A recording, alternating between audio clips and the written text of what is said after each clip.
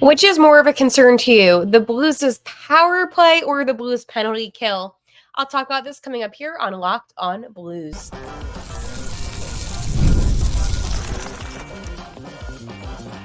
You're Locked on Blues, your daily podcast on the St. Louis Blues. Part of the Locked on Podcast Network, your team every day. Hello, and welcome back to Locked on Blues. I am your host of Locked on Blues, Haley Taylor Simon, talking to you all things about our St. Louis Blues here on the Locked on Podcast Network, your team every day. Today on Locked on Blues, I'm going to be talking about the power play or penalty kill, which is more of a concern. No more bad attitudes from players. It just needs to be done with. And should Sonny get an A? A lot to get to on this final day of July, which is insane how fast summer is flying by. 70-something more days until we get our first regular season game, which is super exciting, but I do love this summer, so I'm a little upset about that. But anywho, today's episode is brought to you by Game Time. Download the Game Time app, create an account, and use code LOCKEDONNHL for $20 off your first purchase. Terms apply. I feel like for every hockey mind, you either really like the power play or really like the penalty kill. And each hockey mind will think, for whatever reason, one is better than the other, that a team is more successful in. Personally, I think it's more important for your team to be more successful in the penalty kill. I'm more of a defensive person anyways, just because you don't want to give up goals to the opposing team. But on the other hand, when I'm saying that I find that more important, that's like a 51 to 49% ratio. So I do agree that the power play is important. When it comes to the St. Louis Blues, obviously we take a look back at last season and it did not do well. Last season, the Blues had a power play percentage of 18, which is not good. Meanwhile, the Blues had a penalty kill percentage of 78.6, which I thought was actually really good. So it is interesting when you think about the fact that the Blues were able to find success with their penalty kill, but yet not with their power play. And I understand that the power play, it's hard to convert on. Obviously, there's a reason why they give that as, a reward in a way, because it is achievable. It's just not super easy to do. But for the St. Louis Blues, what do I think is more important? I think that they've done a pretty good job establishing that penalty kill. I think that, towards the end of last season, it seemed to click more and more. I think at the beginning of the season, it just didn't really click that much. And that's okay because, again, that's when all the changes come to lines and pairings and all that. But at the end of the day, they just got to step it up, right? And I think about this upcoming season and I think about, what I want to see from the Blues. And it's just more of a strong suit. I look back at our power play unit. This is usually our first power play unit. We have Bush in the center, then we have Neighbors and Kyrou, then we have Thomas and Folk. Now, I kind of like that a lot. They kind of drop back RT a little bit in it, but it makes sense. You're going for essentially forwards and one defenseman. I mean, Robert Thomas is such a good two-way player that he does have the ability to do that. In the second power play unit last season, we had Captain Braden Shen centering. Then on his left side, we had Braden Sod, and then we had Kasperi Kapanen. On defense, we have Colton Parayko and Scott Perunovich as the pair. So, again, I know that Perunovich isn't the strongest skater, but I do like that they had him out on that. Now, when it came to the penalty kill in the first unit, we had Robert Thomas and Bush, and then we had Nick Leddy and Colton Parayko, which I thought was fine. And then this is going to be projected, okay? Because now that we have my boy, okay, and I'm sad about this, we have Torrey Krug probably out. The second penalty kill unit will probably look like Foxa and Sonny and Suter and Folk, okay? So obviously it sucks that Krug is out. There is no doubt about that. Now, let's go talk about lines for a second, and this is going to play a role into why I'm mentioning lines and pairings, because I do believe that the lines and pairings that we're going to see now are going to really translate to our power play and penalty kill units.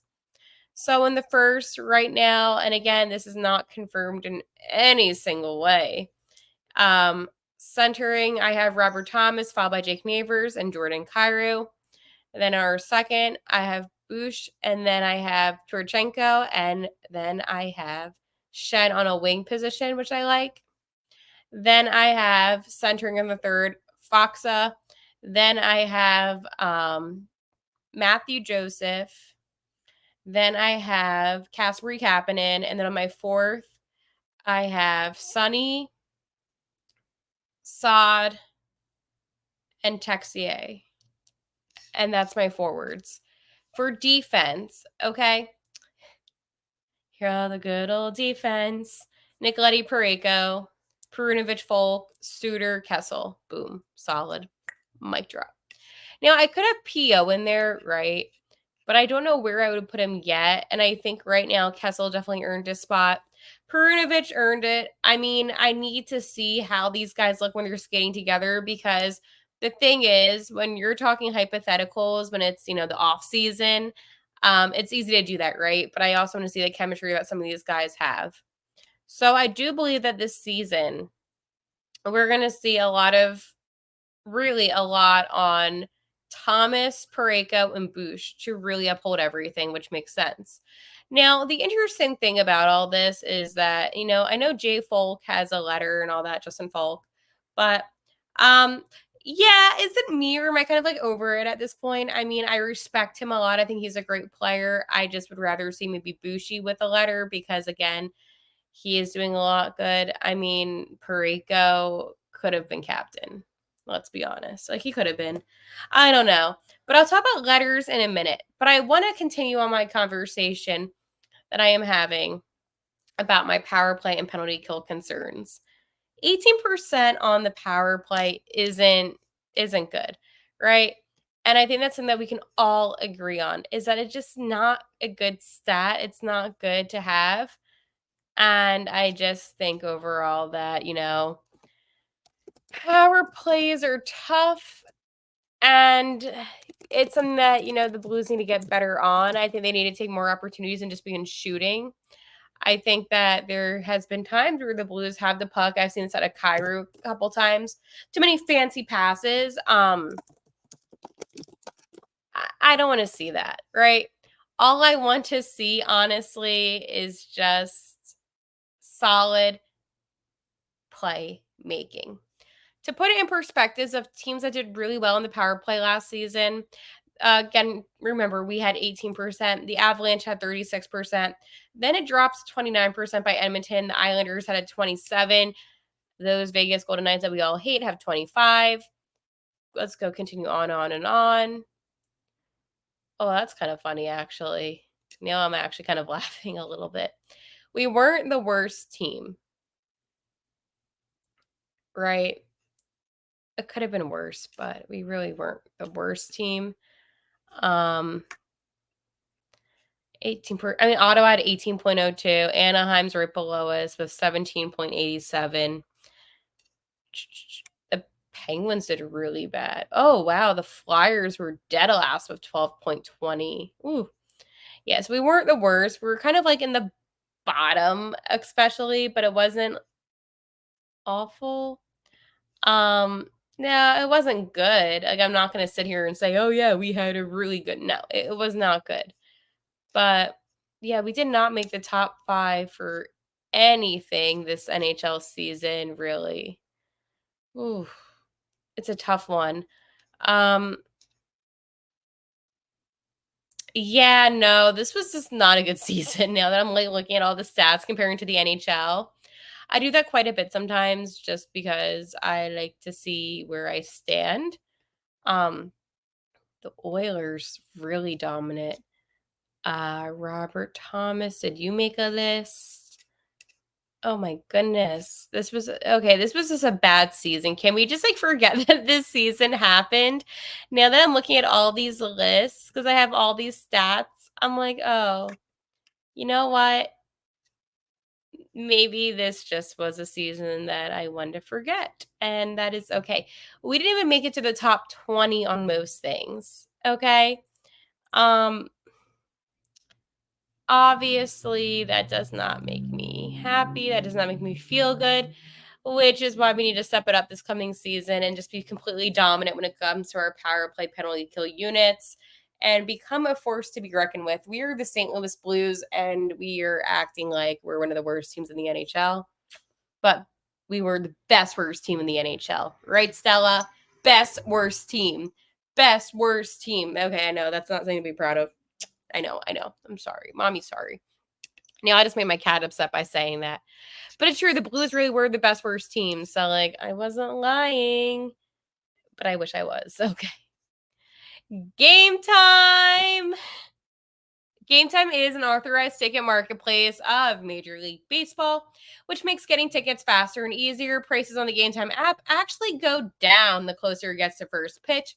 With killer last minute deals, all in prices, views from your seat, and their lowest price guarantee, Game Time takes the guesswork out of buying MLB tickets. What I love most about Game Time is that I get those last minute deals. So I get that 60% off. I get those flash deals, those zone deals, all in pricing, seat views. That is right. I can see exactly where I am sitting before I even buy the ticket. If that doesn't scream quality app, I don't know what does. Game Time literally is one of my favorite apps just because I feel like at the end of the day, it always has my best interests. And Game Time wants to save me money. It's not like some of those other apps where they try to scam you out of money. Like they literally try to save you money. So let's go look at Saturday's game against the Dodgers. Okay. You can get, wow, what a good deal that is. Well, if you want to go by yourself, sometimes I go by myself. You can get the cheapest ticket right now is 36 as it's LA, but like the prices are going to go down. So if it's 36 now, like you best believe it's going to be in the 20s by the time you buy it. So love me some Game Time. So this is what you need to do.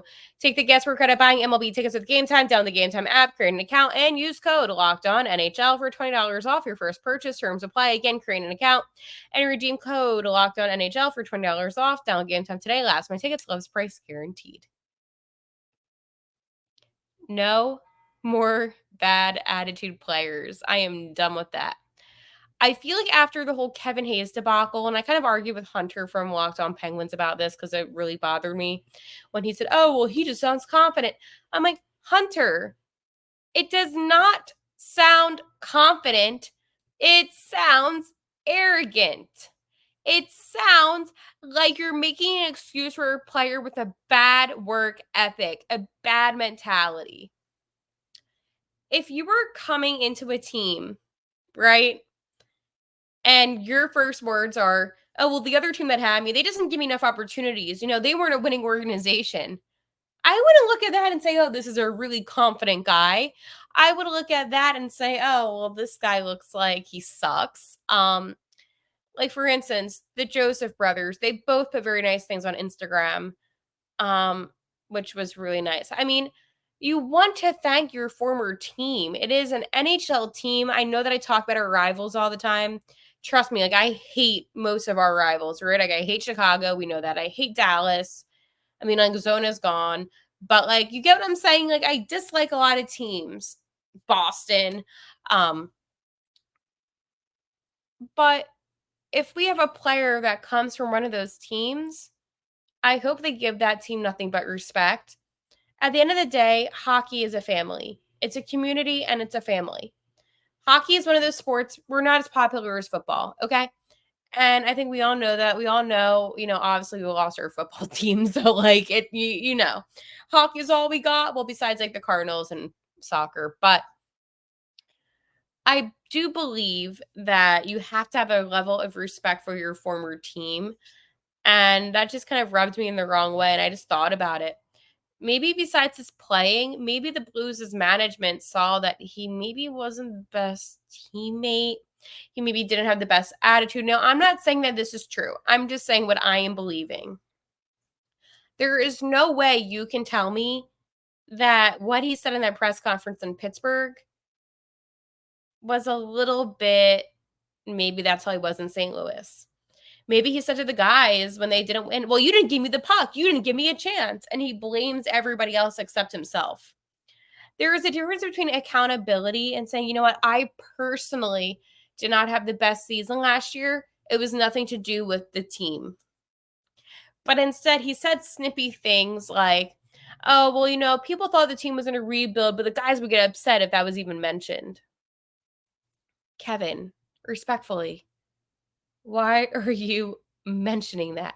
Why are you bringing that up into your introductory press conference in Pittsburgh? You have an opportunity to play another season in the NHL, and you're bringing up things in our locker room. What I don't understand, and correct me if I'm wrong in the comments, I took that as he was basically insinuating that St. Louis, the organization, was toxic and was a problem rather than him taking the accountability. And you might be wondering, Hale, why are you stuck on this? Why does this bother you so much? Well, I'll tell you why it bothers me as much as it does, because there is a reason to that. It bothers me as much as it does because it's unnecessary. It's drama. I don't understand how you can be a grown adult, a professional athlete, and stoop that low. It upsets me because I really did defend Kevin, and I talked about my past and how I covered him prior with his former team. And, you know, it's one of those things where I look at our team now and I feel good about it. Now, the only one that's a little bit of a question mark is Ryan Suter, just because of his past and like him creating drama in their locker room. But he didn't really do that in Dallas, so I think he will be fine with us. Um, but I just don't want any more players with that kind of negative mindset. That's not helping the organization. That's not helping this team. And you can be a really good player, but you can also be an awful guy in the locker room, and I just don't want that on the Blues. I mean, here's the thing, and this was in Sports Illustrated even about, Suter and how he was perceived in the locker room, and saying that he became a huge distraction. Jason Arnott, the former captain of the Predators, who played 18 years in the NHL, spent 4 seasons alongside Suter, 2006 to 2010, with the Predators. And he basically spoke about him and said, I know both of them. And he's also talking about Shea Weber, by the way. I knew both of them were going to be huge, great players. The attitude of Suter was night and day. Yeah, all he wanted to do was complain about how come he's not on the power play, how come he doesn't play enough. I can't believe this guy's making this much money. I'm like, dude, it's your first year in the league. You're going to make so much money if you keep going the way that you're going and how good you are. Why would you be worried about that right now? It's your first year. Just go out and play. Stop complaining about everything. So that was his mentality. And he does believe that Suter's reputation followed him to Minnesota. So that happened. He continued on. He did make his money, but I heard he was a huge distraction in that dressing room. Knowing how the Wild's GM, he's not putting up with that, and he's clean housing, and now he's looking at him. So yeah. He also added on and said, I heard they hated him there. So like that's kind of crazy. Yeah, so as you can tell, there was problems. But at the end of the day, he is a good hockey player. He's gonna be good on probably the third pair defensively. And yeah, like your first couple seasons, like I guess like there's gonna be guys with attitudes and cockiness and all that.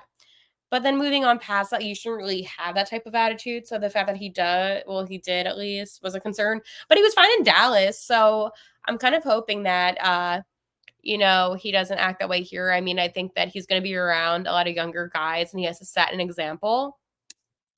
So I think having that kind of, not I would say pressure on him, but just kind of that role and that task that he's going to have to do, it should, honestly make for a good mentor, a good leader out of him. And maybe he can come like full circle. Like, yeah, I used to have an attitude problem and now I'm actually setting the tone and showing guys how to truly behave off and on the ice. So I'm going to be positive just because I really do want the best for our players. And I do believe that you can always redeem yourself. Before I continue on, I'm going to do some e-begging. What is e-begging? Well, it's where I tell you to like and comment, share this video, subscribe to this channel, If you're watching on YouTube, YouTube is at Locked On Blues. Tweet me at Locked On Blues. And the reason why I like to talk to you, I like talking stick and puck. You like stick and puck. You like blue stick and puck. Boom, we're a perfect match. So that is my begging for the day. Especially when it comes to this season, you'll have a lot of exclusive content, cool interviews, and so much more. So definitely stick with it because it is a journey up here on Locked On Blues. All right. So before I talk about Sonny, I put up the Twitter question of the day. In my first segment, I usually ask a question, then I'll read the response on Twitter. So when I said, what are you more concerned about? Power play got 74%, while the penalty kill got 26%. So that was aligned with what I was saying. So thank you for agreeing with me because you and I, we think alike. And we don't always have to think alike. I mean, trust me, I know that you don't agree with me all the time. I see the comments and I reply to them and we talk it out. But it is fun whenever you're able to interact with me on the show. So if you ever want to interact, just feel free to jump in the comments. And even if you don't agree, that's fine. Jump in. Like it's an open platform for a reason. Should Sonny get an A? Sonny is such a great leader on the St. Louis Blues, especially in the locker room. The amount of joy that he brings. I know for me last season, I was really happy when he came back. And it's one of those things where, you can have a guy be such a good leader, but it doesn't always mean that they're going to get a letter. And I think that's okay. I think that's very, normal. I mean, listen, it has nothing to do with him. Okay? I just think that there are some other guys above him that maybe will be more beneficial. So this past season, obviously we had Captain Braden Shen, and then our alternate captains were Justin Falk, the only American. Fun fact. Colton Parayko and Robert Thomas. And I really did like those group of guys. Now, nothing against Canadians. I love Canadians. I don't know. But anyways, I can't see them rotating like a guy like a Justin Folk with a Sunquist. And it's not a mean thing. I don't see it. Like, I would rather be like Boosh than Sonny. But it is interesting when you look at our captaincy. I mean, obviously, Captain Braden Shen was his first year, going on his year 2. 2022 to 23, we had Ryan O'Reilly, who I miss very, very much, by the way. Our alternates then were Colton Parayko, Shenny, Vladimir Tarasenko, and Robert Thomas. I miss him so much. Year prior, it was my boy Ryan O'Reilly again, Colton Parayko, Braden Shen, and Vladimir Tarasenko. Same thing, by the way, for the next year, 2019, it was Petro as the captain. And then we had Vladdy, and then we had Steiner, and then he's going to end up being our GM. And then we had Jaden Schwartz. Like, I love how hockey works. But yeah, it was Justin Folk's first year being captain. I mean, it's not captain. Oh my God, alternate. Oh my gosh. But yeah, I love the history of it all. It's so fun. Eric Brewer. Oh man, Dallas Drake, Chris Pronger, the great. I was always very upset that Keith Tkachuk was never a captain, by the way. That is always something that bothered me. He wore that A mighty proud. But you know what's funny with the NHL? Like, it really became like a thing having more than 2 guys as the A. I mean, when Brian Sutter, I mean, he never had really any alternates. And then it was just like, it's so weird. Can you look at the history and all that? Like, I really challenge you to do that because it is one of the weirdest things ever when you look at the history and you're like, wait, like this many guys isn't normal. Well, no, yeah, maybe. I don't know. I really miss Vladimir Tarasenko, and I hate that he's with the Red Wings so much. I hate that Pat Maroon is with stupid Chicago. Like, I don't know why I'm getting bothered by these things right now, but I am. And this is how I'm going to end July on such a positive note. No, it's been a good July. I cannot believe that it's about to be August, and then we have September, which begins preseason, and then we have October, which is hockey. hulky, and my life will be complete again. So I hope you enjoyed today's episode. I have a horrible headache today, so I'm sorry if I wasn't as energetic. I'm about to take some medicine, go to bed, but I will talk to you tomorrow. And like always, let's go Blues.